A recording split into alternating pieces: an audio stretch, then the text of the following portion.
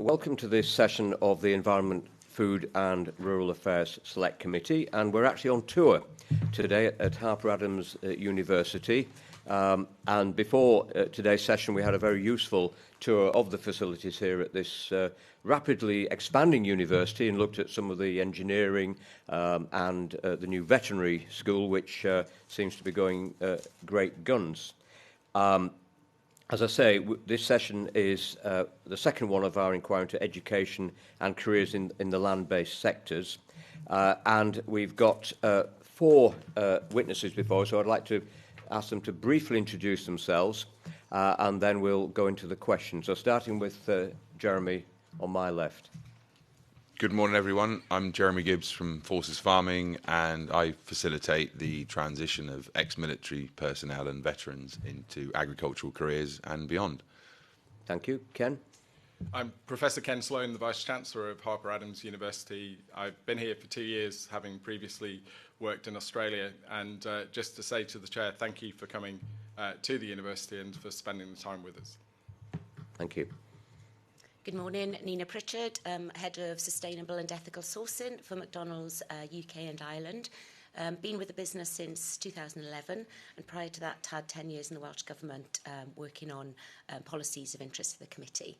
And delighted to be here. Thank you. Thank you. And Martin, who's an old friend of this committee. You've been here on a number of occasions, haven't you? Well, not here, but before us. Yes, thank you. And thank you again for the invitation today. I'm Martin Emmett. I'm the director of some nurseries on the South Coast growing garden plants. I'm also chair of the Education and Employment Group of the Environmental Horticulture Group, which represents the trade sort of formerly known as ornamental horticulture. We think environmental is a stronger title nowadays. So that's an association of trade and professional bodies. And I also chair the NFU board for horticulture and potatoes. Yeah, you got quite a large business at home as well in the ornamental sector. Yes, and we employ apprentices there as well. Yeah. Good, thank you. So if we could start with Ken, to start with, to what extent is the government taking a strategic approach to meeting labour needs and filling skills gaps in the land-based sector? I think the government is working to take a strategic approach. I think we've got a huge number of ingredients that need to come together in order to be able to address it. We've obviously had things like the Institute of Agriculture and Horticulture that's been established. We've got the support for the teaching of food and the awareness of farming in the curriculum within schools. I think, though, that ultimately the biggest thing we have to do is encourage more people to see these careers as things that they want to do and what they aspire to. And I think that takes an end-to-end look at the way in which we position food and how food is produced in all aspects of education. The one thing that we have in common across all of our tiers of education is that the people who are in education are fed. And too often, food is a byproduct of education as opposed to an integral part of the way in which we teach. So we often look through the lens of particular disciplines, so whether it's an agriculture GCSE or an agriculture T-level, or what we do in food and food science. But in reality, we have a common currency across all young people and all adults when they go through education, which is they will be fed. So I think a really strategic approach would be to take those opportunities where young people and adults and others are exposed to food and to understand how to position that as part of their education. That can cover all disciplines, not just the specialist disciplines like agriculture and food, but it covers the sciences, it covers economics, it covers business and other things.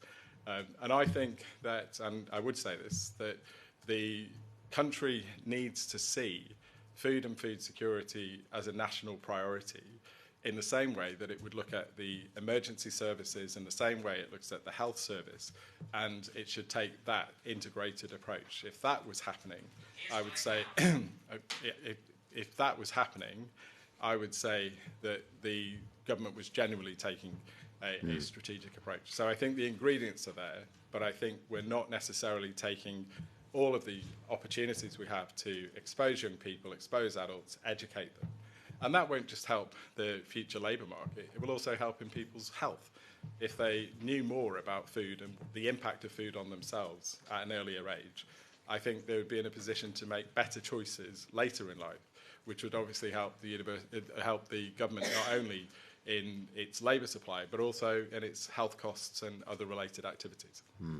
Certainly when we arrived yesterday, we couldn't miss the fact that there was a big sign on the wall saying 98% of your students have a job after 18 months. So that couldn't be said of many other, certainly some courses at other universities. I mean, will that indicate there's sort of pent-up demand for your graduates, in effect? Well, I think it says a number of things. It says there's pent-up demand for our graduates, but it also says something about the talent and calibre of the students that are going through the university. That, you know, our students are turning down multiple offers to take the choice of employer that they want, which is a desirable thing. And when we know there are plenty of young people who are still undereducated or understimulated, and yet on the other side of it we know that there are employers that are yearning for labour, then we have to do what's necessary to build bridges across the two.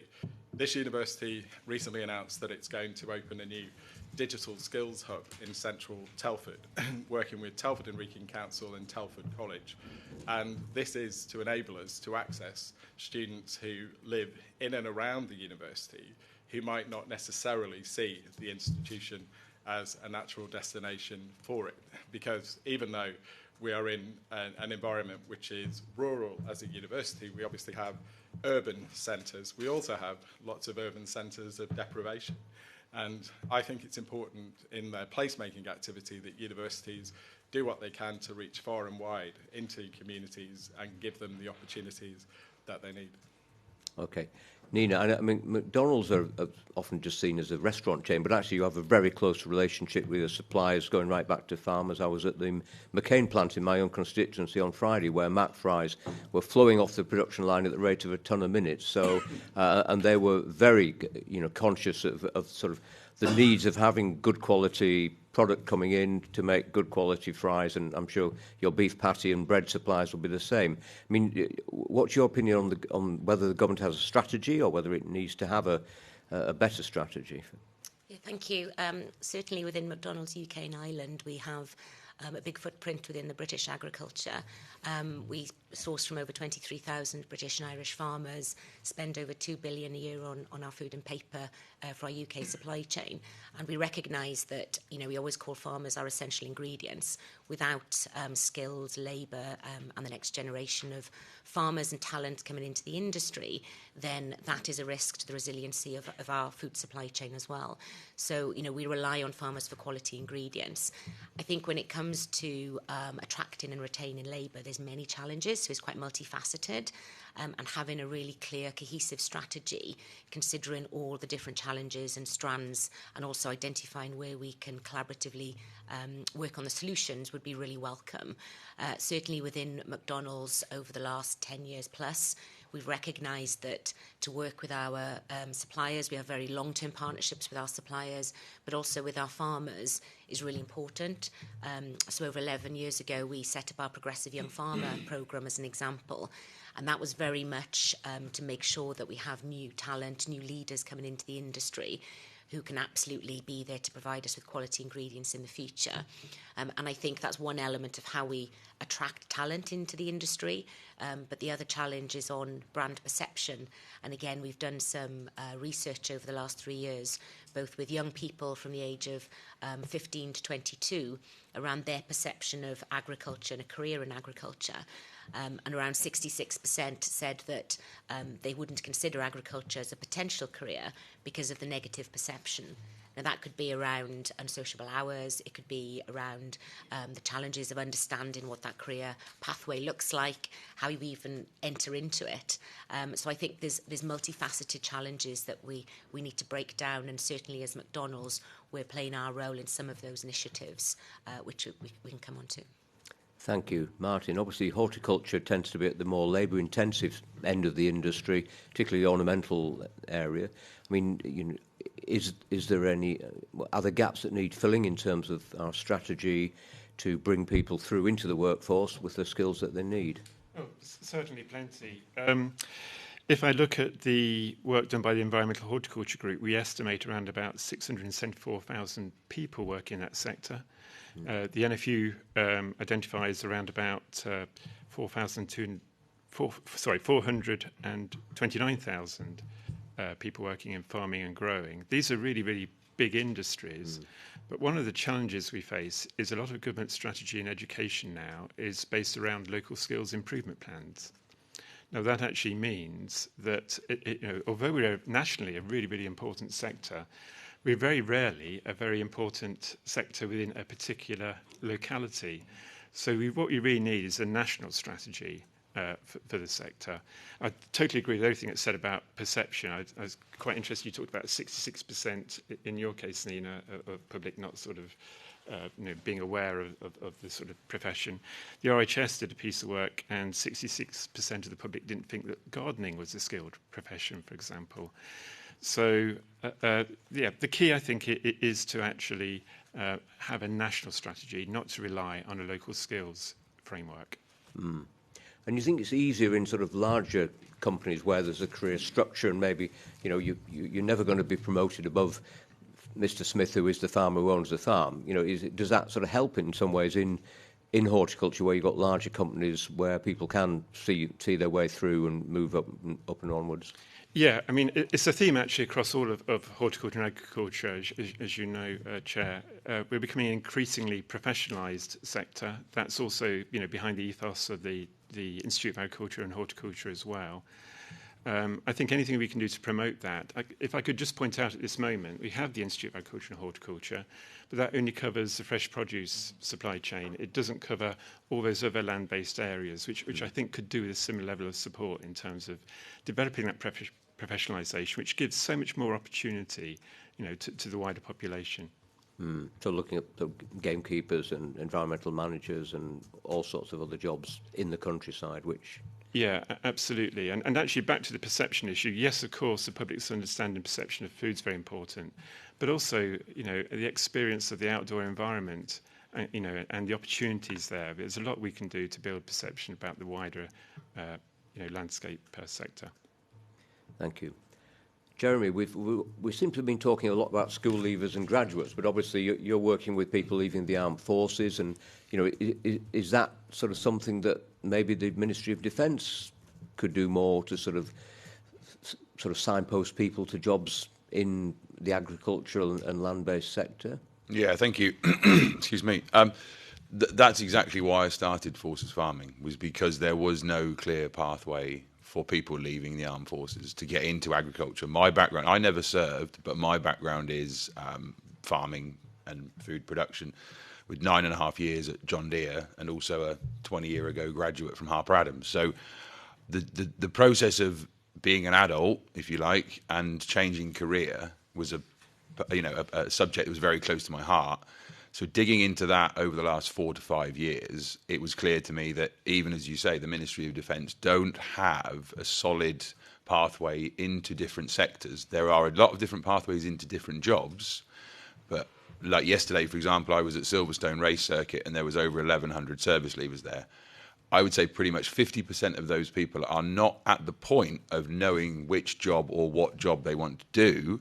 They're on the exploration phase, and that to me is a long phase that we potentially miss when we're looking at strategies and things. Is that decision matrix to even go, do you know what, I want to work outdoors, and then I will potentially work out what I want to do.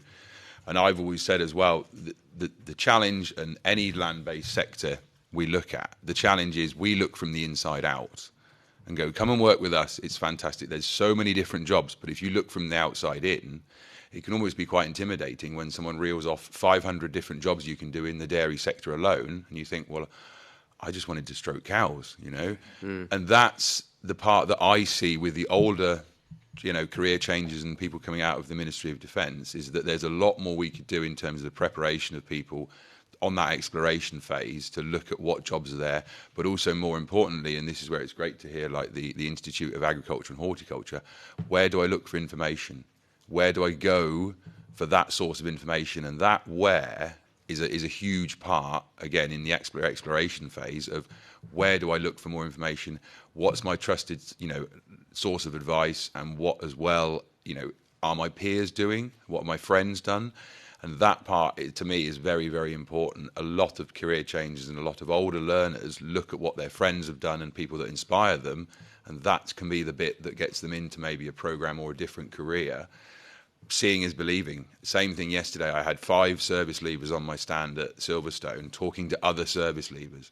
The one that was there the longest, he's been there for 4 years in the agricultural sector now. I said to him, standing watching you yesterday, Will, I said, you've gone from being a service leaver to now be talking to your mates at a service leavers event, remember this, we did that tour. I said, you've now gone to a service engineer for Ben Burgess, selling the benefits and how much you love that job to your old friends and colleagues.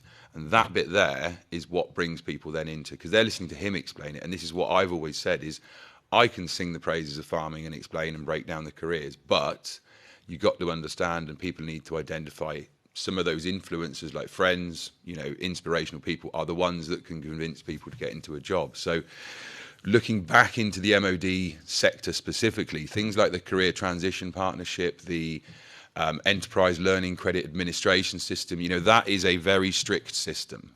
That is, it works like this is how it fits, this is what you need to do to achieve a qualification to get a job. 4 years ago, I looked at it from an agricultural perspective and said, that doesn't really work. For what we need in agriculture, that pathway does not work. So let me see what I can create and work out. And over 4 years of sort of lobbying, it's got to the point where the Career Transition Partnership, which is the government organisation for resettlement, are now advising service leavers to talk to me.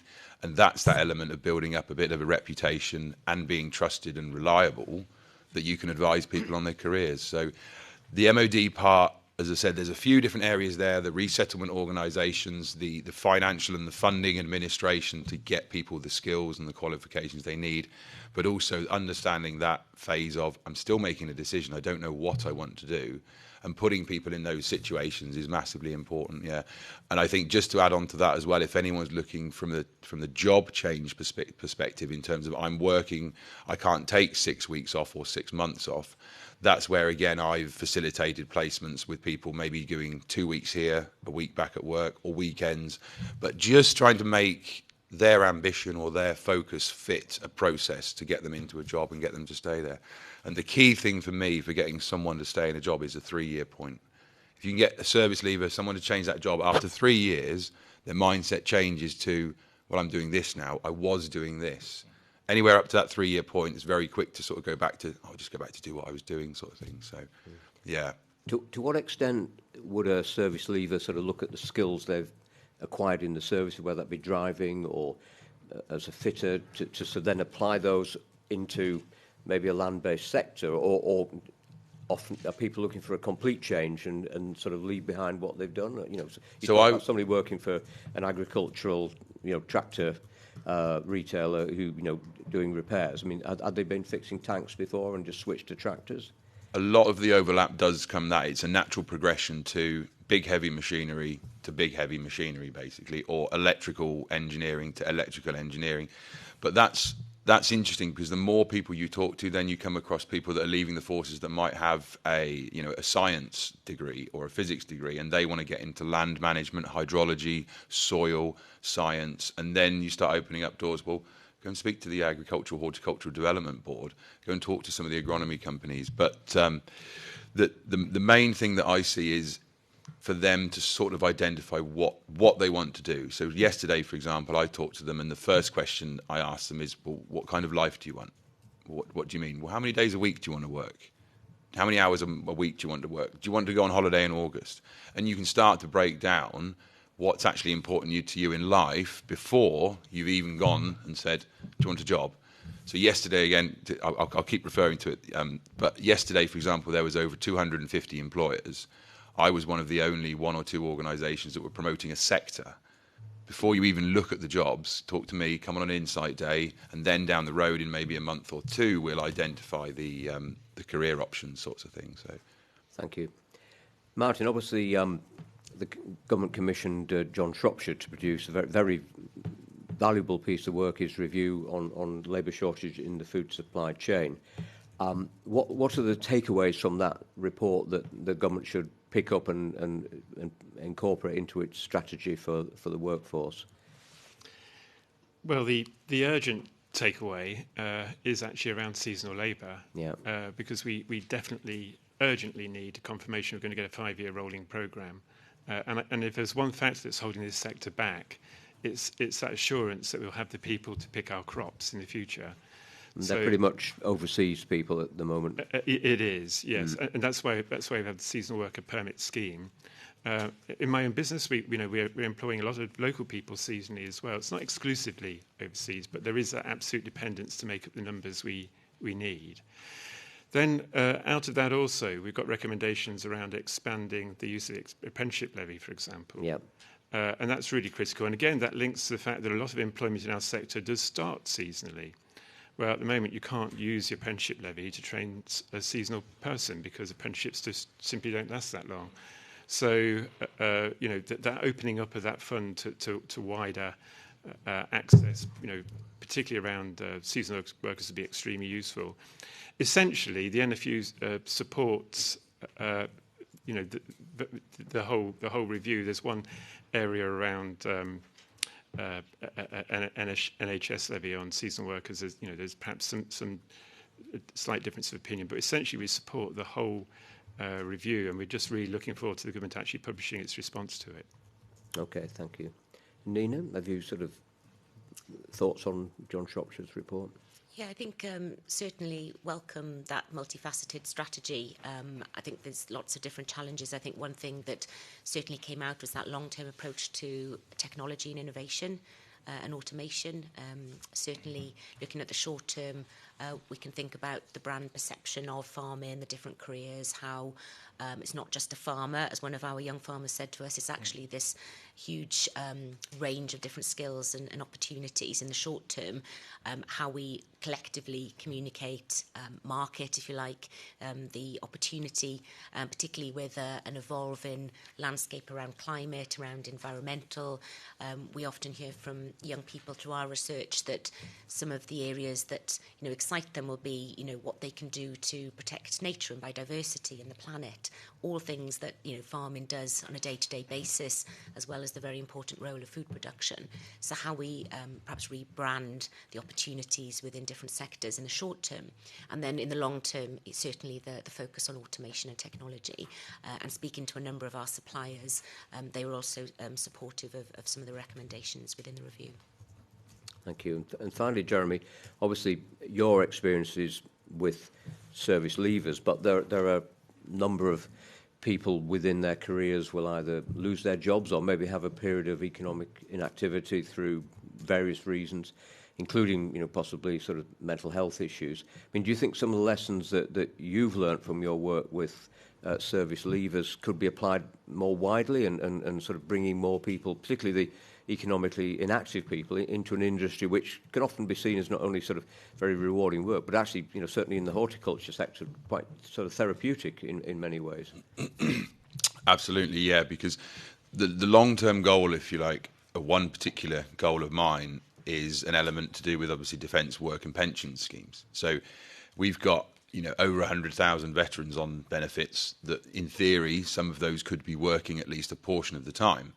And that's the 2 points that I'm trying to marry up, because we've got the farming sector, if you take that as an example, who would very, very happily, especially across the country, farmers would take someone for maybe 2 days or 3 days a week, and then allowing that person to come off of some of the benefits and then increase their independence.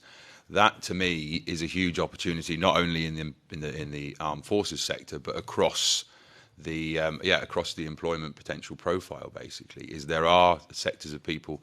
Again, it comes back to not know where to start, don't have the confidence, and the biggest, one of the other big things that I recognise is farmers are not good people to onboard people and train people. Those basic skills, farmers are very, very quickly to go, it's taking you too long, I'll do it, and step in. And if you're not a robust sort of character, you're sort of like, okay, fine, I won't come back tomorrow then, because you've sort of, whereas someone from the armed forces as the character go, I tell you what, well, I'll show you I can do it, and then they'll get involved. And that element of getting someone onto the right farm, to me, has a massive role to play. And this is where I don't consider myself like a recruitment company. I work with partner farms who I know have an onboarding procedure. They have a good structure of training. They have a good retention policy, 3-month reviews. So one example, last year I had a chap, he wanted to do 6 weeks of shepherding experience. A friend of mine is the head shepherd at Dyson Farming. A few phone calls, rang him up. Can you take James for 6 weeks? Yeah, no problem. Was it lambing time by any chance? No, it was actually June, July, so it was summer. So it was weighing lambs. So he's actually going back this summer or this spring for lambing. So he will do 10 weeks as part of his resettlement looking at a shepherd. We've not even talked about qualifications and things like that. And it's very similar as well, looking at, as I said, it comes back to the point of where are you on your journey? What do you want out of life? You could go and do seasonal work and pick vegetables, and people will do that if it's a potential part of a career path. When I started Forces Farming, I had so many people get in touch. We're desperate for people to pick vegetables. The army must be able to do it because they're used to being outdoors. And I say, yeah, but the challenge with looking at who you want to employ is why are they leaving that job? 90% of the time they're leaving the armed forces because they don't want to be rolling around in mud and out all hours, etc. They want to develop themselves in the career. And I think farming is one of the very few sectors, or farming and land-based is very few sectors that offers you a fantastic opportunity for development. And 90% of farmers, I always say, like to be involved in the process of someone's development. They like to see someone go on and get another job, go on and get a better job. But it's getting that commitment and that security for 18 months to 2 years to invest in someone, give them the training, know they're not going to leave, and know they're going to go on and do something better in the industry. Farmers have quite a lot of integrity, I say, in terms of people development and moving forward. And I would say if you're a business that wants to keep people and hold people, well, then that's the issue we need to address, not the fact that you can't find people. That's a sort of separate issue. And then the other one is actually I had a veteran hired by Jeremy Clarkson. So Clarkson's Farm, massive supporter of veterans. That took a year for the business to decide we do actually need someone.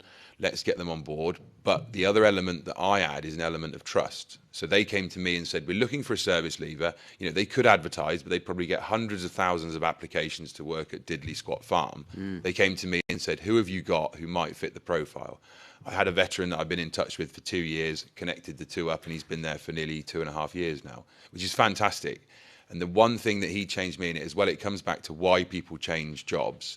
So he messaged me a few weeks ago and said, you've not only given me the job I wanted to do, but you've given my family the environment to grow up in, which is outdoors, around animals, fresh air, be able to walk across fields. And that could be the potential sort of hook for anyone to move into agriculture, food, land-based skills.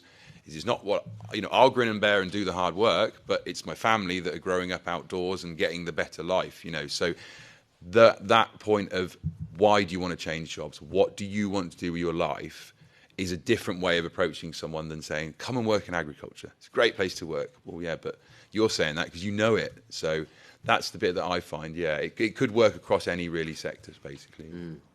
Certainly, I'm sure we all aspire to be as competent as Caleb and not as incompetent as Jeremy when it comes to being on the farm. Yeah. Barry. Thank you, Chair. I want to focus on data and skills, the skills gap, because we've seen the Shropshire Review, and it said there's a need for better supply-side data to understand just what's happening out there. The NFU's done its own report, come up with figures saying 74% reporting vacancies, 87% saying that it's going to be prospective vacancies. So, first of all, what I want to ask you is, do you agree that we just don't have the data? And what can we do to get the data that we need? If I can start with you, Professor Sloan, I have to say you have given me the one glorious quote of the morning, as far as I'm concerned. In this general election year, he said that there were people out there yearning for Labour, but that's the only party political point I'm going to make, Chair. So, yeah. So I think the scarcity of data affects all of us because obviously in an institution like mine, I'm trying to plan for what the scale should be and how we can actually meet the demand that's there. What we do know is that we know that, and the Shropshire report tells us this, and there's a number of other reports out there, as you suggest. What we know is that there is a scarcity of labour out there. What we don't have enough detail on are what the skill needs are of those individual jobs in order to be able to match them appropriately. So, and all employers must be reporting data somewhere in a way which even from the point of either tax receipts or other things, there must be data repositories somewhere where we should be able to know where vacancies are and where they are being, and where those needs are. The other thing we know, though, is, and this also comes out in that report, is that if you have a look at the early level qualifications, there is a high demand for these type of subjects. What we're not seeing is growth in the progression demand in those particular subjects. And in the end, Sir Robert said before, asked the question about strategy. Strategy in the end is about understanding what change it is you're trying to make and then what it takes to change it. We know that we have potential young people, adults and others who could be working in these sectors.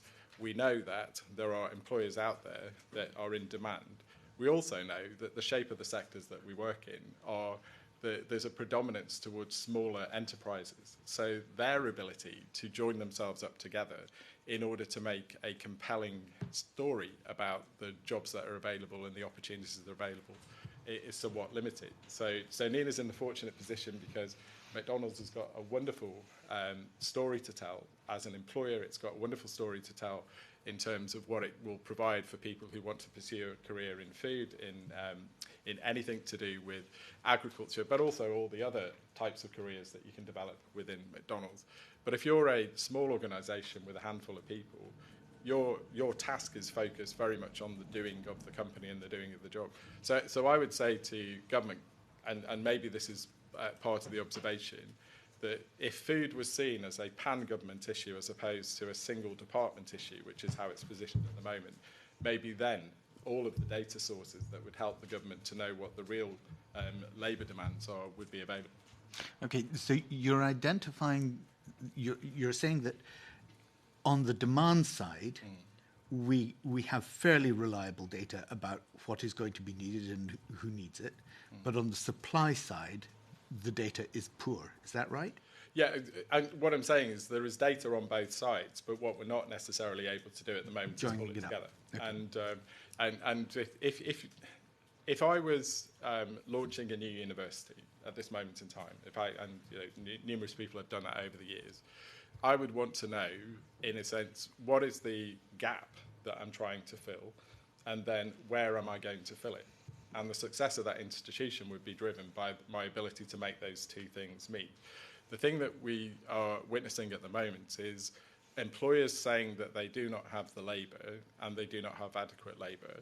We have a narrative which is saying that we have underemployment in the country, and we have young people who are still not progressing to fulfil their potential, and we've had adults and service leavers and others who are not finding their way easily to the opportunities that are there. I think that takes a cross-departmental approach to narrow the gap. And what's the benefit of doing that? We all get access to secure food. If there's one thing that would unite the population, it's knowing that we've actually put our heads together and our practical hands together to ensure that when people go to a supermarket, the food they need is there. Thank you. Mr. Emmett, yes. In 2019, the Environmental Horticulture Group commissioned a big piece of work about the skills requirements in those sectors. In 2020, the HDB commissioned further work looking at other parts of horticulture. TIA commissioned some work looking at what the demands were from industry in the last couple of years. But what that's not been matched by is an audit of what provision we've got available. Because although there's a lot of published provision, nominally a lot of courses happening across the country, across a lot of disciplines, in actual fact, a lot of them don't actually run, and in other cases, they're not really delivering what the employers were actually looking for. So across the whole land-based sector, I think there really is an urgent demand for an audit of what provision is actually out there and how fit for purpose it actually is. Yes, the modelling tool that Tia developed said it was going to try and predict the impact of policy changes on the future of farming and the workforce. And it wanted that vision and reliable data. Again, we come back to data. So you're making what could be a recommendation to this committee to make to government. Just try and formulate that for me, because that's what we're in the business of here, to try and make sure that our report gets some strong recommendations to government. So can I just tease that out from you a little bit more? Yes, I think there's two strands to this, because we have TIR, which I believe does want to commission such an audit of looking what actual provision is there for it, that's within its scope. But we don't have, and this is a problem I think we've got across land-based as a whole. We have TIR supporting food and fresh produce, but then we've got all the other land-based sectors that don't have a similar structure to support their needs. So firstly, if we can have a parallel structure to TIR to cover the other land-based sector requirements, particularly, I would say, environmental horticulture, because it's such a large employment base there. And of the strategic national importance, and we'll come on to the LSIPs later. Yeah. But actually, it's an audit of what provision is actually happening. So you can look at what provisions published by all the colleges, but what are they actually delivering, and how appropriate and fit for purpose are the employers finding that. Okay. Can I ask you guys if that's something you'd agree with, or do you want to add anything through to that? Nina? Yeah, sure. Yes, so I think two elements of this discussion in terms of, we know from our suppliers that 46% of dairy farmers say that the applicants that they have don't require the right skills that they need to perform the job. And then on the other hand as well, we know that the skills required for the future of farming may evolve. And we talked earlier about, the climate challenges facing farming and the new technological skills and all the different subjects. So how you marry them both in terms of what right skills are required for each particular sector and even each particular farm business. Every farm business is different, requirements will be different, regionally, sectorially. So I think it's really interesting in terms of what skills are required and what that means. And actually, is it more behaviours and that sort of enthusiastic person who wants to join the industry and have that career pathway? Is it around, if we think about animal health and welfare, if we think about environmental improvements, those who want to work outdoors, we talked about potential negative perception of unsociable hours, but others would see it, a great opportunity to work outdoors and harvest time or be milking the cows and being close to animals. So I think in terms of what skills are required within the industry, it's going to be really important as to how we attract people into the industry. So tell me what McDonald's is doing now to do precisely that, to identify those growth areas and the future land-based requirements that you've got, and the sourcing the skills. How are you trying to develop that labour force? Yes, so we launched our Plan for Change strategy back in 2021, and one of our key goals was to kickstart careers for 100 young people from diverse backgrounds. But prior to that, we'd already been working on our Progressive Young Farmer programme. This is quite a unique programme in that it provides young people with a 12-month placement across the value chain. So predominantly spending time on farm with a progressive farmer, learning all the skills required. What does a progressive farmer look like? Well, our Progressive Young Farmer programme is about, progression, regeneration, diversity of thought, sort of very much entrepreneurial spirit. So focusing on the behaviours and the enthusiasm required to progress any industry, not just farming. So they spend time on farm, really understanding how the business functions, getting very much hands-on experience. Also spend time in our supply base, so actually in the suppliers, different departments, learning about HR, about people management and all of the skills required that only perhaps big businesses can support with. Back to the point around how that is probably more challenging for smaller family farm businesses. And then also spend time with us at McDonald's in head head office and working in our restaurants. And what that placement does is open up a whole host of different opportunities across the agri-food industry. Many of the young people, we've had over 60 now, do go back onto farm. We've had 25% of our young farmers from non-farming backgrounds apply, and over 60% female, to have that sort of gender balance, which is fantastic. And they also come from not just agriculture colleges, but, we've had a young farmer from Bath University.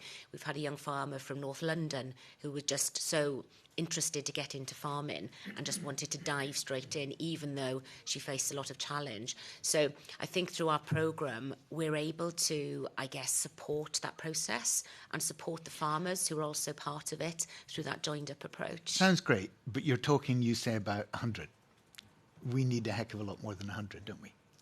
So how are you, again, bring it back to the report that we've got to produce, the recommendations we've got to make to government.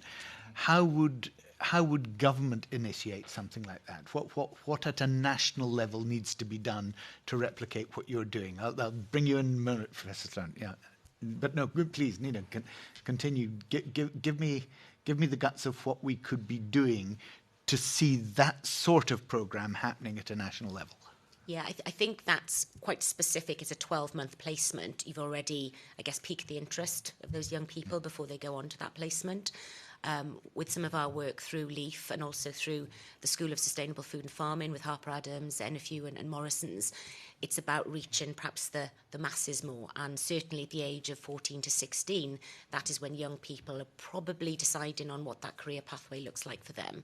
So through some of our research with LEAF and also engaging directly with school children age, it's very clear that having access to even farm visits, but also farmers spending their own time going into schools and whether government can support something a bit more formalised around career advisors and a hub to support that. We know that mentoring is very positive and just that sort of hands-on experience gives the young people at that age, just piques that interest and really gets, plants the seed, if you like. Super. So I think that is where we start in terms of scaling. Yeah. Professor Sloan, you keen to come in on that. Yeah. Yeah, well, obviously Nina's referred to it. We've got a collaboration which is across Harper Adams University plus McDonald's plus Morrison's, the National Farmers Union. Recently we've got Tesco's and we've got another number of others, which is a School of Sustainable Food and Farming. And one of the primary pillars of that school is to encourage new entrants into the market. But in the end, people are looking at these careers and these opportunities up against every other choice that can be there in front of them. And if the government is serious about it, then incentivise it. Find some way of putting a match funding opportunity in where if the employer will put some funding in to create an opportunity for a young person or an adult returner to go in, that if the company puts in a match funding element, you would have a whole raft of opportunities.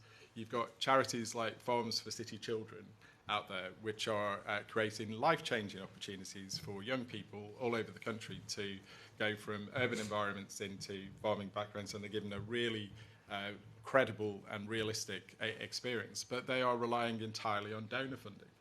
And I keep coming back to the same point again, which is food is the common good across all of us in society. And I don't think that we do enough to position it as a common good. And if we wanted to see all of these different programs, Nina's programs, what the NFU does, what Jeremy's doing, all come together, then I think the government should create some sort of future food task force, future food workforce, pull all of these things together and put some incentives in and encourage people to participate. There's some recommendations. Yes, Mr. Gibbs. I was just going to say there's a couple of things that I would add onto that in terms of it's understanding firstly, which is quite important, I think, is who is training that person? Who is that new person, regardless of age? Who is that role model that's going to be the one showing them, for argument's sake, what is a good potato to go and make chips and what is not? If you haven't got the right person there, then you miss an element of inspiration. And then looking further down the line, understanding what that person with their background can add to your business. So if you look at the reserve sector, the government have a direction, excuse me, that our armed forces numbers are reducing, they don't have the retention that they would like. So the shift actually to focus on having a strong reserves network. Now, to me, being an land-based employer, I talk to a lot of people about the Armed Forces Covenant and the strategy work that includes. And then you start discussing with employers around their reserve policy. So a lot of reservists, for example, in existing employment will use their personal holiday to meet their commitments in terms of training. So they're sacrificing 15 days holiday minimum to go and keep that reserve status. Then you start explaining to employers that going forward, having a strong reserve policy, putting yourself above the parapet, could actually start to attract a different source of labour. Then you get down the lines of, by the way, an average reservist, when they come back to you, brings back about £15,000 worth of soft skills into your business. Then you start going, well, actually, hang on a minute. I brought someone into the business who's not from a farming background. They're still working in the armed forces. And the other element of that is around the cadets and the younger sector, is looking at increasing those numbers. You're then offering people potentially 2 career pathways. Number one would be the armed forces as the cadets, and then the second one would potentially be into the land-based sector. And those 2 groups of people do marry up very well. So I think understanding who you're targeting, what do you want them to do? For example, reservists, cadets, in my perspective, young farmers would be another one. And then what value add can they bring into a business? And then the final point is who's going to deliver that in terms of a first experience, if you like. I don't know how to formulate it into an exact recommendation, but the one thing I'd summarise it would be, to a certain extent, maybe instead of grouping everyone to a 16 to 24-year-old, we need to maybe start looking into, okay, the different way of structuring who you are and what you want to do. Because I get a lot of people that say, well, you just need to send people back to college. That's not the right learning environment for a lot of service leavers who might be an average age of 29. They don't want to go back to college. They can't fit into that learning environment, that sort of thing. So then adapting and making the recommendations for going forward is where I sort of am at the moment. But that reserve policy, especially for agriculture, if you could go away for up to, well, basically a reserve can do up to 267 days a year, and then do the rest on agriculture on farms. To me, that is a perfect potential solution for marrying up a lack of people that have got work potentially in the winter months, and then a peak seasonal requirement in the rest of the year, and some sort of flexible working arrangement there, yeah. There's quite a range of recommendations there. No, that's great. Thank you. I wanted just to pick up on, Mr. Emmett, on what you said about the LSIPs, the Local Skills Investment Partnerships. Can you just probe that a bit further with me? Because you were, I think, critical that they were focused very much on localised needs without having that national purview that you suggested they ought to have. Yes. So, I mean, for example, if you look at the coastal West Sussex, where the coastal capital sort of area, I forget how it's been redefined now within the LSIP framework. But, it's an area very strong in horticulture, but the main employer is Gatwick Airport. And the focus is around, Gatwick Airport in terms of the output. So, I mean, they are actually reaching into each sort of subsector within the region as well. But the net effect tends to be a sort of drift towards locally important industries. And as I said before, we're very rarely a locally important industry across the whole land-based sector. Could I just come back to your previous point, though, also about how we get... But I do want you to give me a recommendation about how we can deal with the LSIP issue. Okay. It comes back to this idea of recognising that certain industries really need national strategies to sit above that. If we don't do that, what we also get is a lot of replication and duplication. Mm-hmm. So, we don't have large cohorts to go into all the colleges, covering agriculture and horticulture. And so basically, this sort of thing needs to be nationally coordinated. So this is a case of a sector that needs a national rather than a local strategy, I would advocate. Thank you. Lots of nods across the panel on that. But sorry, you wanted to add something to the other discussion. Yeah, it's just the point that really it's access to schools especially to promote the messages about our industry. And when We'll be coming on to that, Yeah. so I'll not press you on that because I know some of my colleagues want to pursue those themes with you. Chair, thank you very much. Thank you, Barry. We're not too bad for time. We maybe just up the tempo a little bit, and for our witnesses, if you agree with one of your colleagues said, don't be frightened to say I agreed, not necessarily repeat what they said. Ian. Thanks very much for the evidence so far. It's been excellent, and I totally agree with what you were talking about, Ken, about the priority politically of what we're talking about. Martin touched on as well. I was struck during reading some of the papers what we were given by our wonderful clerks. And from the first evidence session, the City and Guild said, in order to survive the whole land-based sector, we need a wide range of young people to commit their futures to the industry, and opening the eyes of younger people to the career paths available to them needs to be a priority. Now, that's a call to arms, really, isn't it, for everybody, and how important what we're actually discussing here today. Obviously, you can hear from my accents, I'm not from a rural constituency. So how can the government help to increase public awareness of the variety of roles available within the land-based sectors? Go to you first, Martin. This has actually been a very problematic area, because if you look at the quality of information that's come out of Careers Enterprise Service, for example, it's often mischaracterised what jobs are about. It's certainly certainly not been accurate in terms of the level of pay that's actually available. Yeah. Time and time again, I see jobs which I know plenty of people on very good salaries, and it's being suggested, you might earn a maximum of £28,000 or something. Yeah. So there's been a lot of, it's actually, some of the output has done more harm than good. So we need to better resource and better research the way that, people like Careers Enterprise Service actually market the industry. And one of the problems there, by the way, is that when you've got an industry that's struggling to recruit, it often uses agencies and it doesn't use advertising. And the consequence is that there's very little published rates of pay, and so basically it does need a real deep delve approach to get really accurate information. So the starting point is a more accurate information about what the opportunities are in the sector, characterising the jobs, and actually also some accuracy in terms of how much pay and rewards that are associated with those jobs as well. Okay, Nina. Yeah, thank you. Certainly, I think understanding how, going back to that 14 to 16-year-old and the time when they make that career choice and just having that interest peaked, I think farmers do spend a lot of their time perhaps going into schools or hosting visits. So how can they be, in effect, rewarded and incentivised to do that more, potentially through existing schemes, etc. There's not any farmers going to Liverpool, West Derby. So how do we ensure that the kids within my constituency can actually see this as a viable plan, because it's of national importance, and there's some fantastic jobs that we've seen yesterday in the university. How do we ensure that they understand the scope, the scale of the potential, what they can actually achieve in this sector?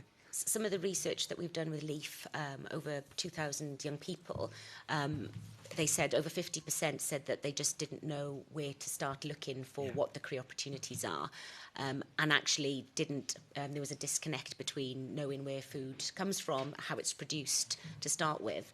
So I think what came out very clear from that research was this hands-on experience, getting people out and about to farm, to places like Harper Adams, understanding and starting to connect where food comes from, then starts that curiosity and that conversation around, look at the range of skills and opportunities available within agri-food, different sectors, different farm businesses, but also across the supply base, be it maths, be it computer science. We need such a range of skills and also such a range of diversity of thought in the future if the industry is going to be able to tackle some of the big challenges facing us, particularly around things like climate. So I agree with everything you've said there. So how can, certainly yourself, in such a position in McDonald's with so many opportunities to talk to so many different communities with regards to the messaging that you can put through advertising campaigns, how do you encourage young people to go into these careers? Is that something you're looking at? Is that something you do? Yeah, I think it goes back to the original point. It's multifaceted. So we tend to have a multi-pronged approach to how we either talk about where food comes from in the beginning. So you can imagine the above-the-line TV ads and marketing focusing on our support for British agriculture, our support for young farmers are featured in our TV ads, right through to social media, using influencers, using communication channels that resonate with young people from diverse backgrounds. We'll come into that into the next question. So that's interesting. I'm sure Neil will be asking you that. Ken, I just want to touch on a national awareness. Oh, go on, Jeremy. Yeah, of course. The two things there that I would add is, number one, from the Armed Forces perspective, is the Veteran Strategy Action Plan, which also encompasses, for example, forces families' jobs. So then you have a communication into a sector of, as you say, your constituency of younger people who may never consider that. So the Veteran Strategy Action Plan is like the government direction that I look for support, for help service leavers move into roles and their families. And then the second thing, which I've kicked off this year slowly but surely, is something called the 6x6 programme. So starting off with a very simple logo. What interests you? It's language neutral. It's, I'm afraid we can't see slides really. Oh, no, that's no problem. Yeah. No problem. But basically 6 sectors where the logo is predominantly not using words, not using language, so it avoids certain skill levels. And I structured this to be either 6 weeks or 6 months. So if you've got someone that's very interested, I always wanted the 6-week programme to be applicable for summer holidays, for example. So having the ability to offer your kids in your constituency specifically the ability to partner up with farms for maybe a 6-week summer holiday, that to me is an element, a lever potentially to pull. So they go, actually, yeah, I'm going to go away on a summer camp. We used to have it post-war, go on an agricultural summer camp, go and work healthy, help the harvest, etc. And that part there may just make kids and go, okay, well, if I can go somewhere for 6 weeks with accommodation, parents know where I am, etc., with the right farmers, as you've explained, Nina, with some of your McDonald's farmers, that could be an element of going, right, summer holiday. It's why we have the summer holiday, 6 weeks. It was traditionally to help farming and help the harvest. So that is one potential idea of summer holiday camps and stuff like that, I think is a huge opportunity. Very, very good. Ken, I just want to touch on, it was suggested to the committee in evidence that we need a national awareness campaign, which probably touches on what Martin said. With regards, I think all the elements what we've touched on here today, and Jeremy, you struck me before when you talked about potentially going into this sector as a lifestyle choice as well for your families. We've seen during COVID the importance of outdoor spaces. It's a selling point now where people want to actually completely change careers. So from a national awareness campaign, Ken, do you think it's viable? And if so, what form should it take? So I do think it's viable. I'd recommend the committee look at the Guild HE Landex manifesto for land-based education that was released last week, which has got some recommendations in it. There's a couple of things. One, behind me, I know, because I saw them as I came in, are some really inspirational people who come through and are going through this institution and have some of them have already done their placements, some of them another. A national campaign should tell their story and the story of people who've already made those choices. Yeah. And if you did that, you would also find the people who come from inner city Birmingham, inner city Liverpool, who do come. It's harder for them to find it, but they do come. So the stories are there. The second thing is, don't ask us about how to influence young people. Talk to young people about it. It has to use the channels that young people are using. It has to use the language that young people are using. But I went back before about the campaigns that we have done. So what has government done over the years? We had Teach First. We've got Teach First, which was to encourage people who might have gone into a different career to go into teaching. So where is food first? Where is the incentive to actually get people to look at it as a career? Where are the bursaries that should be available to people to go into shortage-based careers? Particularly at the moment where students are incurring the full cost of their degrees. They have had below inflation increases in maintenance loans for a number of years. So the cost of being a student is significant at this moment in time. The other thing about it is that a lot of the courses that people will go into will have placements attached to them, and in some cases the employers are very generous in their paying for those placements. In some cases we've got a development trust, so we've got donors from industry and other places who provide funding. But there are a significant number of students who will go into unpaid placements for a year, and because of the way the placements operate, they will not be able to get a maintenance loan, a full maintenance loan for that year. If you tell a child in West Derby that they're going to have to fund themselves through part of their degree and not get access to a maintenance loan, they'll go to the auto industry where they'll pay for it. They'll go to something else. Absolutely. So for me, I think one of the things that concerns me a little bit is that we have a tendency to talk the sector down into something which is a bit more manageable and a bit more simple. We talk about colleges. We have got colleges, but we've got specialist universities. People can do everything from an entry-level qualification to becoming a doctor of letters, a doctor of science in these particular areas. You will have seen yesterday when you went around the campus, some of the most advanced careers are in this area. Some of those things... And that messaging's not getting out. Exactly.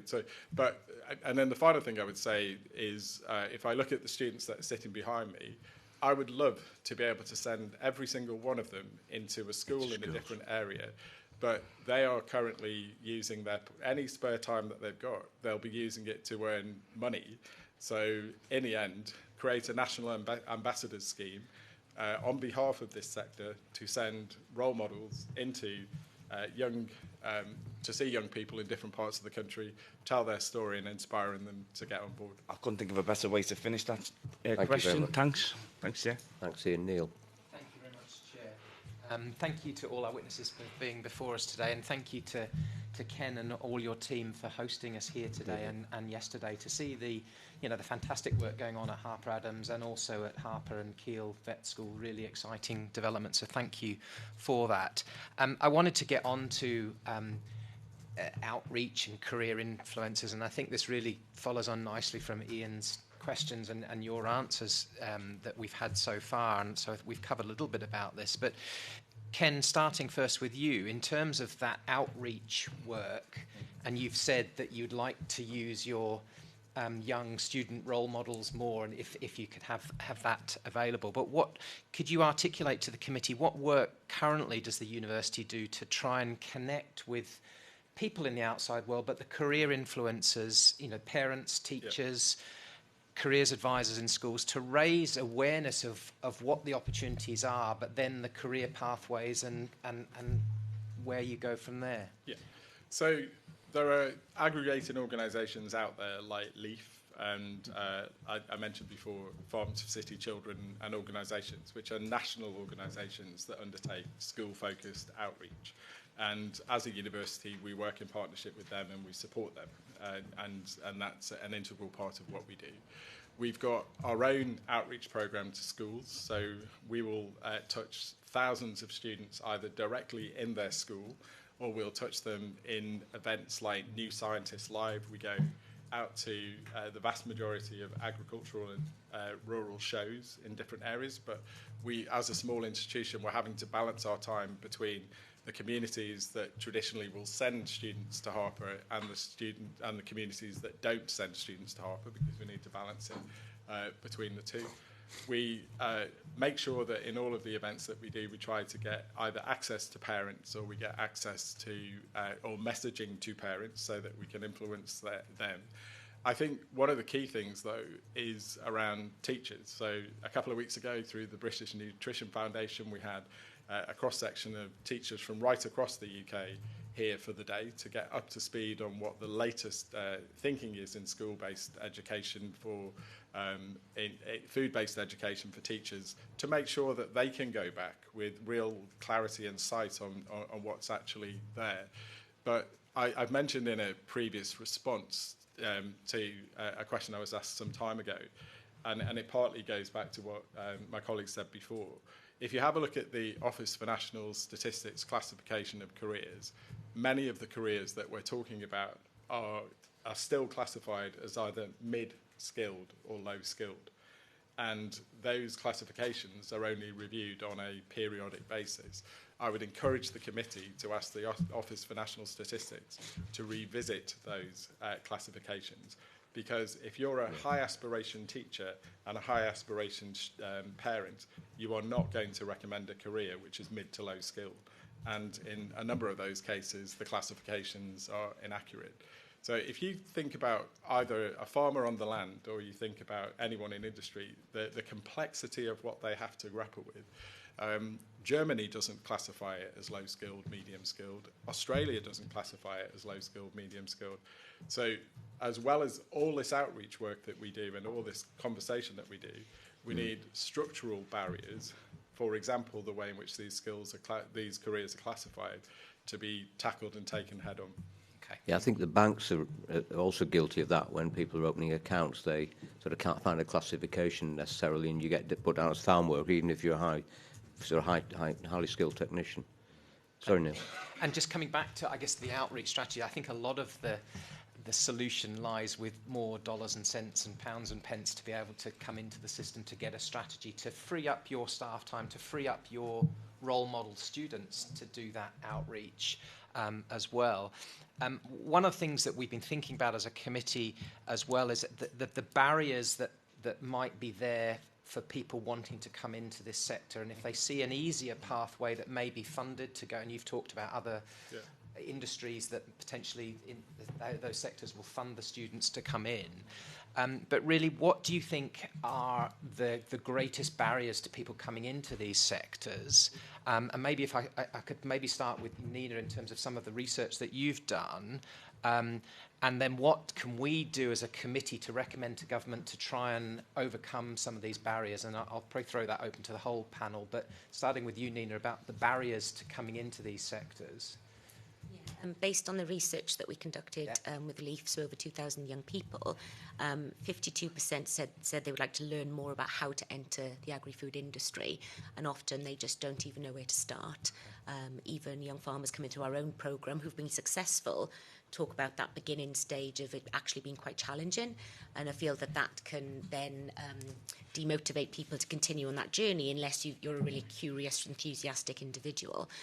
So I think our research has shown that there's that lack of awareness and knowledge as to where to even start, where to signpost.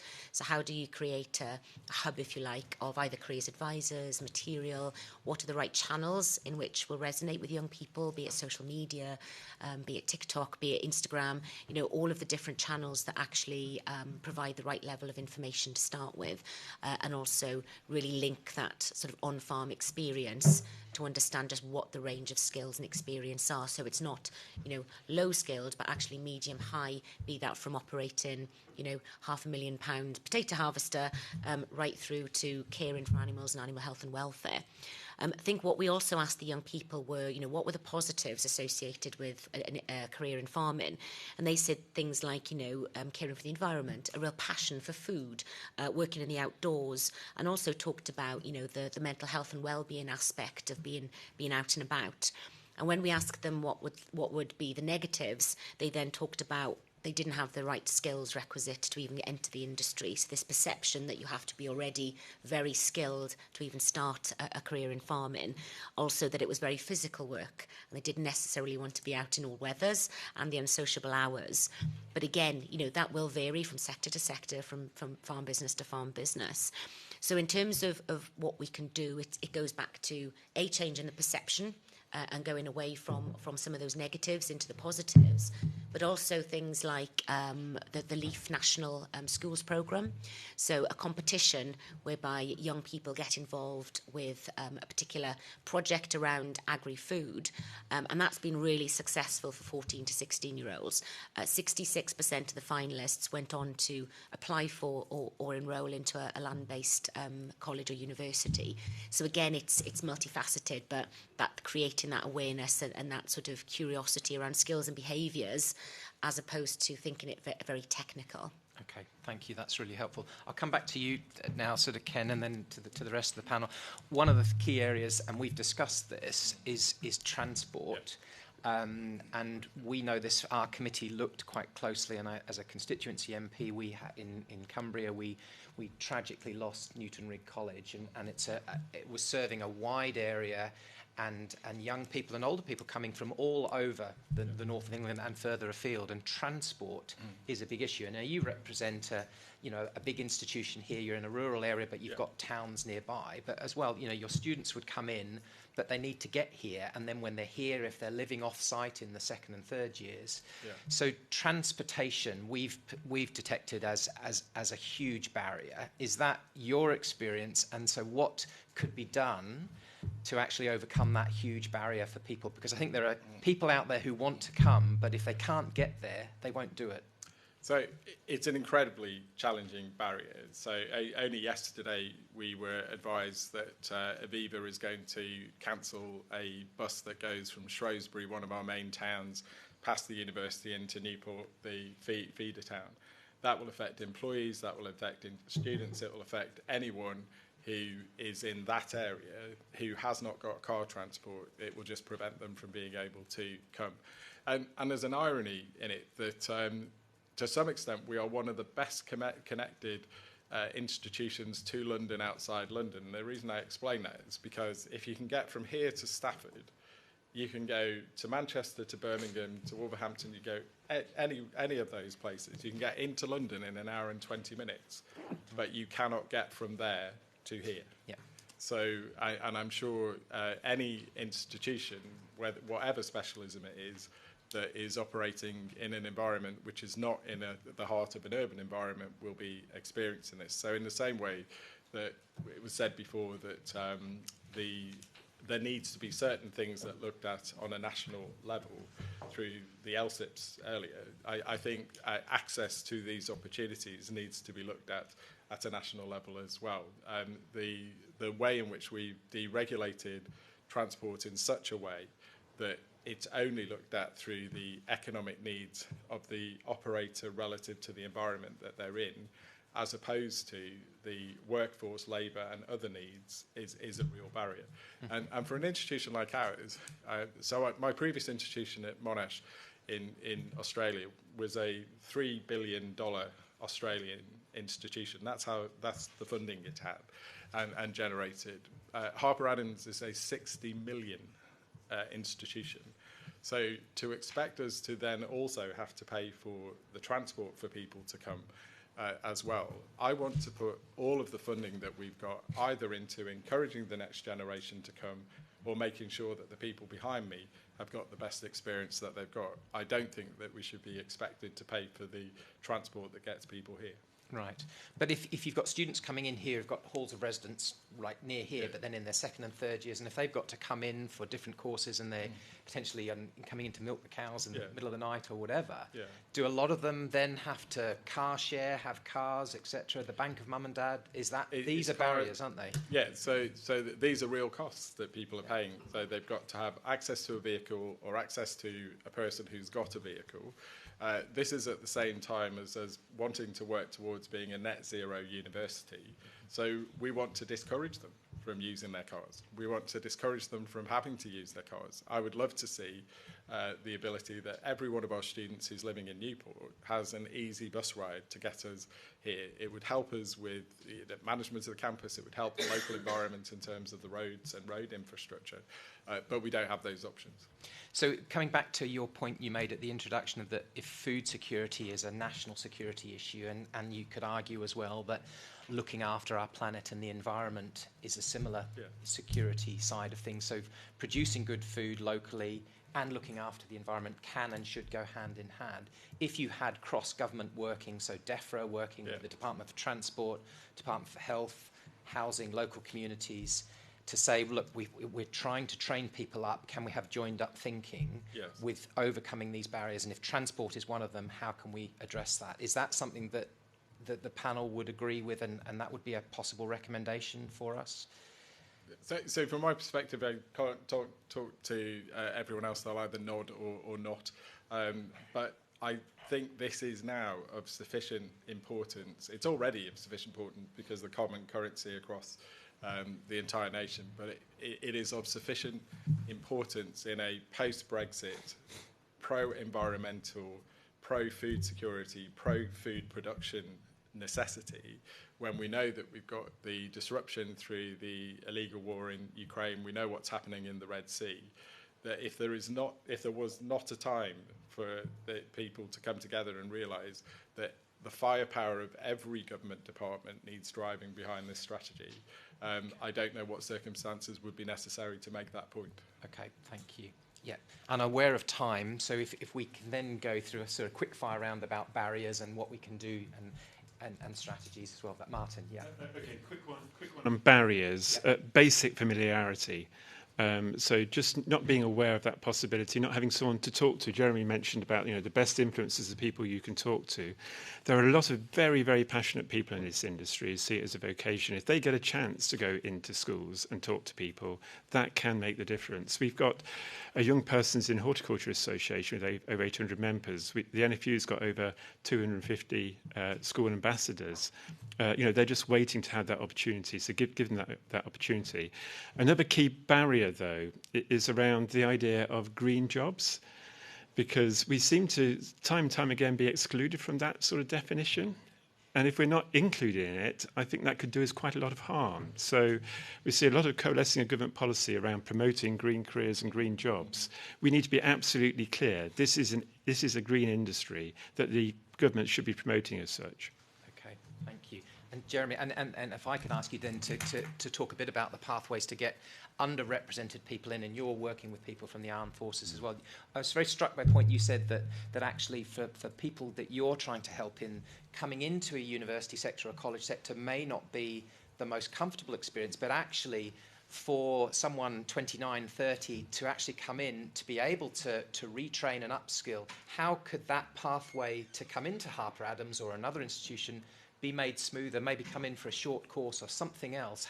How can we get that pathway smoother in terms of overcoming those sort of barriers? So that's a very good point, because it's one thing I always look at in terms of I've inquired with colleges and looked down that route before, and it is very much a case of, well, this is what we have, fit in with the current programme. Whereas I've sort of said, if I've got someone on potentially 2 years of resettlement, is there an opportunity to maybe do some sort of block programme in the summer months? Because the military people don't have a harvest they need, don't have to peak times at work where they need to be there. And again, this is where potentially things like the college environment could actually be very good, not only for one person coming to look at it as a career, but one thing I always do is when I put people on placements is the Saturday and the Sunday, I always say, invite your family down. Get them involved, as we said before, that family unit in going and exploring this as a career, as a way of life, as coming back to Harper Adams. And it's having those discussions as well in terms of, if you take the college course environment, this is what it costs. This is the kind of implications. And I say all the way down even to payment plans potentially and how they fund themselves. Because I had a gentleman yesterday, he's 37, he's married, he's got 5 kids. He can't afford to go back into higher education because he needs a wage. Even to the point where he said to me yesterday, if I can't get this shepherding sorted, I'm going to have to just forget the farming idea, because I need the money. And it's that security of how do you put a proposition to someone, it doesn't need to be right time of year with the right environment, with the right family, to understand this is a good commitment. And then from the armed forces, one of the things you mentioned before, if I can go back to it, is around incentives. To me, it's amazing that we've got the sustainable farming incentive, and it has no social or labour element in it. I don't think we can have a sustainable farming incentive if it doesn't include people and employment and skills, as we said before. Same thing with ELMS. I've always said the S of ELMS, in my opinion, is social. It's on the land, it's people, it's development. And I believe if we start to maybe incentivise farmers or look into that area of, we will support you, because what I'm doing, for example, is asking farmers to maybe work at half their pace for a couple of days to teach someone. If I can subsidise that, then it helps to then absorb the little blow of, oh, well, I'm not getting the work done, I need to get on quicker. And then the final thing I was going to mention around the armed forces side is the national insurance relief at the end of 12 months. So employing a veteran, the employers get the national insurance relief. Now, some people are using that to offer up additional training courses, or even using that as a retention bonus at the end of 12 months. So around about 10% of your salary as an extra bonus at the end of your first year if you stayed, because that 10% or that retention to me is just as important of getting people onto the courses. I could have 1,000 people enter a farming job, but if 50% of them stay there for 2 weeks, that's a loss. If another 50, 70% of that 50% stay there for 6 months and then they leave, and if I only end up with 10 people out of 1,000 in a job, I've not done my job. Okay. They've all had a nice journey and a nice time, but they're not in employment and adding value sort of thing. So that bit I was just going to add. Okay. No, Thank you. Some amazing recommendations, I think, in terms of that, of how we look at some of these funding structures. And I like your idea of the S become part of the sort of social capital. Just a very quick fire round for that very final question of my set of questions. In terms of, we've touched on this about mentoring and role models, just a very quick fire round. How can we harness these people that have made these journeys? So it could be the student body, it could be someone that's come from the armed forces. As you said, you had someone in your stand yesterday who has made that journey and they are the best person to sell it. How can we just harness those role models and mentors to then do that outreach work, to say to people, do you know what, give it a go, this is doable. So from this side onwards, yes, we'll go Martin first. I just want to stress they're ready and waiting. Okay. They just need the opportunities, the scope in the curriculum, in the school timetables, for example, amongst other environments they could be. People are just waiting. Yeah. So if we can create opportunities, we can put the people into the channels. Okay, Nina? I think creating that more formalised structure around careers advisors, but also understanding that a career path is not necessarily going straight onto farm. There's all sorts of different routes into the agri-food industry, and also often is peer-to-peer as well. So young people talking to young people from both non-farming backgrounds, farming backgrounds, is often a way to explore the opportunities available. And just on the diversity piece, it's really important that we look not just in agriculture colleges and universities, which are extremely important for that next pipeline of talent, but also much broader as well. Certainly within the Oxford Farming Conference, we sponsored the Breaking Barriers programme along with Thebe, who did a Nuffield scholarship with us in McDonald's, and just understanding the range of talent out there, from nutritionists to soil scientists to mathematicians, and giving them the access and opportunity to the industry is really impactful. Kick off your national campaign across TikTok and other channels and put a call out for everyone who's currently in the industry to do a 1 minute to their phone video, and you'll get the content really, really quickly. One thing I was going to say, which I'm looking at piloting this year, is through an apprenticeship scheme. So with the idea that the estate where I partner with down near Andover in Hampshire, their current shepherd is 73. He's going to retire in August. I was chatting to him the other day and I said, so what are you going to do in your retirement? I don't know. I don't want to retire. He's 40 years he's worked on that estate, always doing sheep. So what I propose to the estate manager, for example, is I've got a service leaver who's coming up to 18 months of resettlement. We can put him onto an apprenticeship if his career transition partnership advisor, resettlement officer, says yes. During his resettlement period of 18 months, he's paid by the MOD, so the farm doesn't have to find his salary. And then the final part I've put across to the estate is, well, why don't we use your 73-year-old a shepherd as an apprenticeship mentor? So then it brings me out of the situation of having to be this one person's go-to sort of crutch. You link up then the ageing population of agriculture. 40% of the industry is over 60. That's a massive area of the industry I think we can use to inspire people. Whether they're the type of people that you can get into schools, I don't know, but it's certainly from a vocational peer-to-peer learning element. We know peer-to-peer learning works. We know vocational learning works for agriculture. Utilising that. So this is what I've said to the estate, is we will use maybe as a pilot this year a 73-year-old mentor, apprenticeship mentor, because he's got 40 years worth of shepherding knowledge. And I think you're giving him a purpose for retirement, and you're giving the new person coming in who's 37 an older person to liaise with, kind of thing. And then the final thing I was just going to say in terms of the college environment, one thing that's worked very well for me is I actually connected up a service leaver with Eastern College over in Norfolk.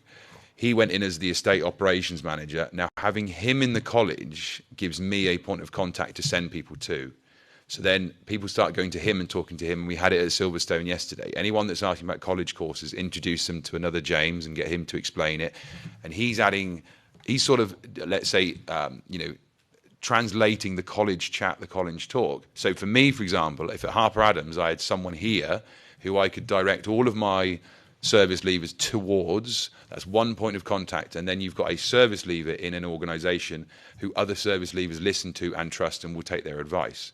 So then suddenly you get to, well, it's not me telling you, it's not Ken telling you, it's not Nina telling you, it's not Martin telling you, it's someone who you like, who you relate to, which is another service leaver. So again, that element of peer-to-peer learning and the influence of people who you will listen to, friends, exactly like that. So that would be an important part, yeah. That's really helpful. And I just, final point before I hand back, I think, Mina, you talked about some of the benefits coming into these professions, the sort of mental health benefits of working outside, etc. But equally so, in terms of retention, we have to be very cognizant. We've run a full inquiry on rural mental health, of the stresses and strains in many of these occupations. So actually having people who've blazed these career paths can actually talk about the resilience, the coping strategies that they have. So if people know that they're coming into these professions, there is a support network that is there for them. So that people need to be realistic coming in, but there is a support network that actually retain people in. Because the last thing we want to do is pull people in and then they leave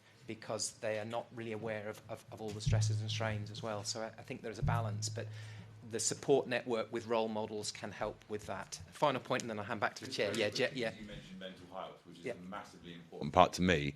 And I'm a great believer. I stand on a soapbox quite often, but farmers will not ask for help.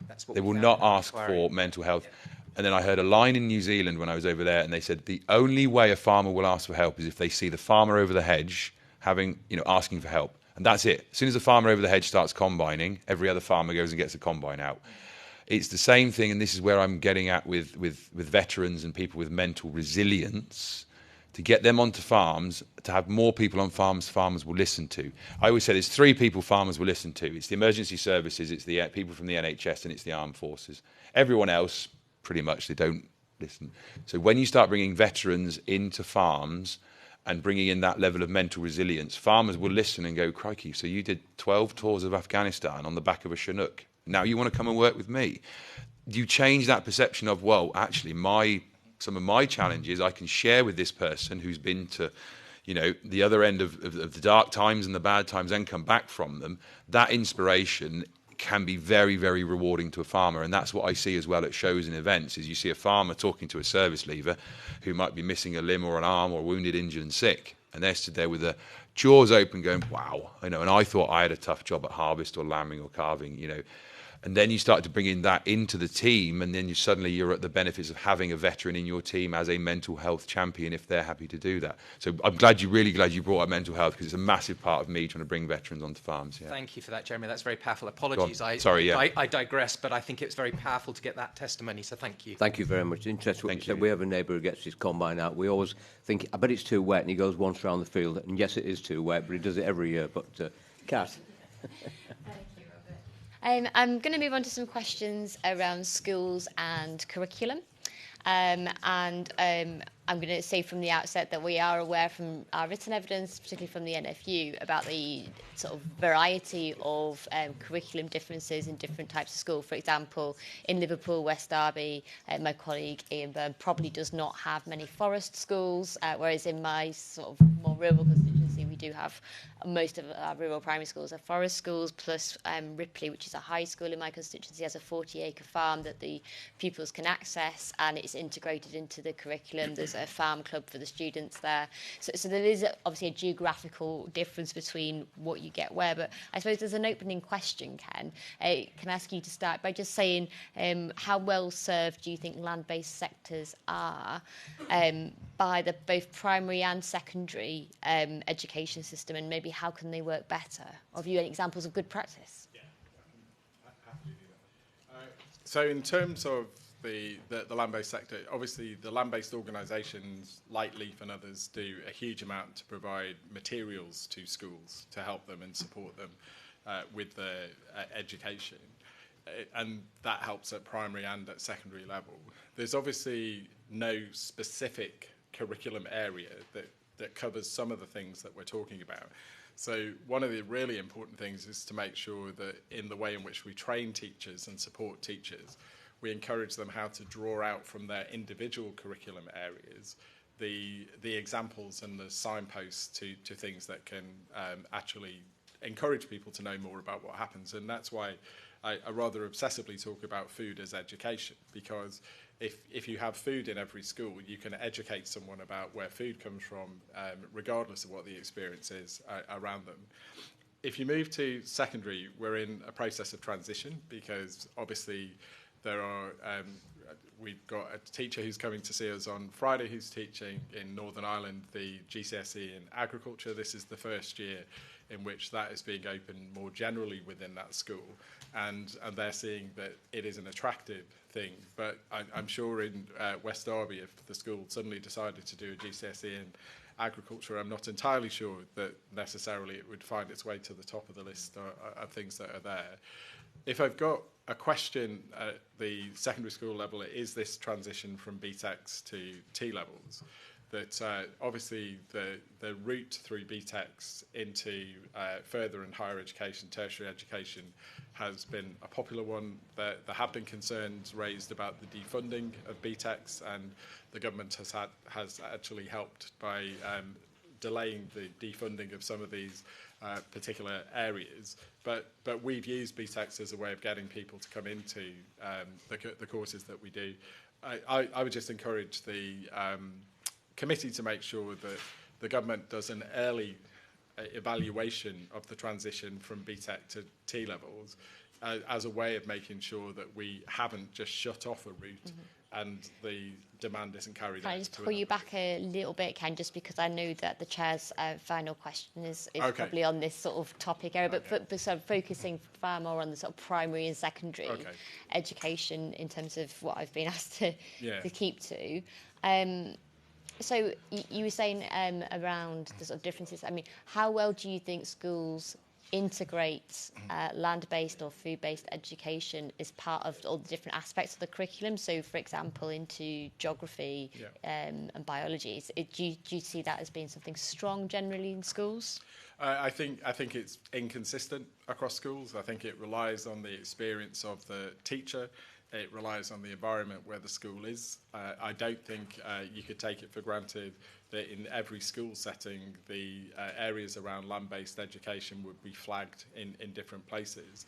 So I think there is a need to make sure that materials are created to support teachers to enable them to do that. But at the moment it's highly inconsistent. And I think that's probably then reflected in the demand for land-based education that goes on from that. The other thing that was mentioned before is that to some extent we limit what we describe by even calling it land-based education. If you're in Singapore and you were talking about agriculture and horticulture, you're not talking about land, you're talking about vertical stacks, and you're talking about city-based farming and other things. But I think at best it's inconsistent. Nina, you've done quite a lot of research in terms of young people's attitudes, and I just wondered if there's anything that you could share with the committee about any perceptions you had about the way in which it's taught in primary and secondary education.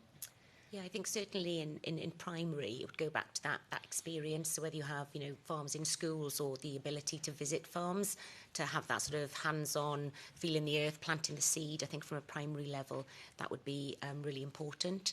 I'm not close to the detail of the curriculum, but certainly the research that we had when we asked young people what sort of subjects do they feel linked to agri-foods careers, they mentioned engineering, environmental science and chemistry, biology.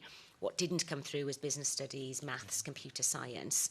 And I guess the real challenge is when you go out to a farm business or a supplier or an agri-food, you get to see the application of all of those subjects.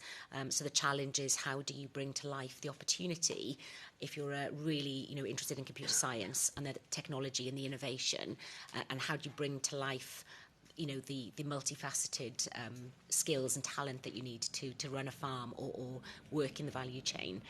So from a secondary school level, it's how do you link those strands together and then open up the opportunities, and also opportunities for apprenticeships, as an alternative for full-time education to get the hands-on practical experience. So how do you make the pathway more accessible? Mm-hmm. And Martin, the NFU does quite a bit of work around engaging school students with farming in terms of there's the Farmers in Schools programme and the NFU education team, as well as, I suppose, the support and promotion you do for things like Open Farm Sunday. Is there anything that you think that could be done better in terms of how things are taught at primary and secondary school? Well, thinking probably more primarily about primary, and also thinking about the RHS Gardening for Schools initiative, which I think is really, really important. What I'd like to believe is that every child, by the time they've left primary school, has grown something, because that's a very basic skill, and actually it's a responsibility as well that's quite unique to actually, grow something. So if we could make sure in the curriculum that actually happened, that would be brilliant. I think that's an absolutely brilliant idea, and I think that's a really colourful recommendation for the committee to make. Jeremy, I know that this is not particularly an area that you have any expertise, but feel free to jump in if there's something that you think is relevant. Did you have a question? Or I didn't have a specific question. I know that obviously you're not working with sort of school-age children, but do jump in if there is anything. Thank you, Kat. No, I appreciate that. You, but no, absolutely. But just so quickly, can on the point that you just asked already, because I was going to add just one quick comment there, is one thing we do is we segment people by their age group and not by their knowledge level. So, for example, I had a conversation yesterday with an organisation who was coming, and their education department said, well, there's no point us going because we focus mainly on schools. And I said, yeah, but the people I'm talking to have that same knowledge level. Just the fact that you've said that this document or this initiative is for schools doesn't mean that knowledge level doesn't apply to people who may be 25, 30, who know nothing about food and farming. So I just wanted to add that. Sorry, go on. Yeah. A lot of schools are doing a lot more now than a few years back around promoting apprenticeships in the land-based sector. Do you feel that they are promoted? I'm conscious that on Friday it's International Women's Day, and I just want to give a plug to one of my constituents, Louise Bainbridge. She's had an apprenticeship with the North Pennines National Landscape since last year. And in terms of, and I think, Nina, you said something about the proportion of women taking apprenticeships. Is there anything that you'd like to add around how we can do more to encourage school leavers who don't plan to continue in formal education, but to instead take an apprenticeship route? If that is something that, maybe Martin... I've got a slight vested interest in this because before I took the role at the NFU, I was actually the vice chair of the Institute for Apprenticeships and Technical Education route panel. So I do have a slightly vested interest, but actually it is a unique opportunity, a bridging opportunity into employment. And we've actually seen this in my own business. We have recruited 16-year-olds. And so the validity of what apprenticeships can do is a message that we've really got to promote. I do hope eventually we'll have degree apprenticeships as well, because we're a bit bereft of degree apprenticeships in this sector. So that's something I'd also like us to have as part of the offer. But it is a very valid pathway, a very useful pathway, and evidenced in my own businesses. And what are the main challenges for employers to take an apprentice, or perceptions that put people off? Perhaps is a better way of phrasing that. The classic ones are 20% off the job training. In the programme we have with Pershaw, we actually do that primarily as block release and then tutor support on site. So that actually turns out to be quite workable in the end. To be honest, I think a lot of employers are so desperate to get people that the barriers aren't really there, especially the larger employers. Smaller farms, of course, it's very difficult to host an apprentice, but they could be in a flexi-job type programme where the apprenticeship's shared by several employers and administered by a college. So there is a way around that. Yeah. Okay. Thanks very much. I'm conscious if I go any further, Chair, I'll take your questions around T-levels and BTECs. So I'm going to hand back to you. Yeah, thank you very much indeed. Just one last point. We've covered most of the ground, but to Ken in particular. When I went to Newcastle University, you'd be surprised that other universities do offer agriculture courses apart from this one, but there were 3 courses. There was agriculture, which was pretty much all men. There was agriculture engineering, which was all men, and then there was an agricultural and food marketing course, which did have a few women.